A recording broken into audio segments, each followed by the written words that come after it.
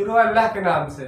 جو بڑا مہربان نہایت رحم کرنے والا ہے۔ اے بنی آدم، دیکھو اب شیطان تمہیں فتنہ میں نہ ڈالنے پائے، جیسے کہ تمہارے والدین کو اس نے جنت سے نکلوا دیا تھا اور اس نے اتروا دیا تھا ان سے ان کا لباس، تاکہ ان پر عیاں کر دے ان کی شرم گاہیں۔ یقیناً وہ اور اس کی ذریعہ تو وہاں سے تم پر نظر رکھتے ہیں جہاں سے تم انہیں دیکھ نہیں سکتے۔ ہم نے تو شیاطین کو ان لوگوں کا دوست بنا دیا ہے جو ایمان نہیں لاتے،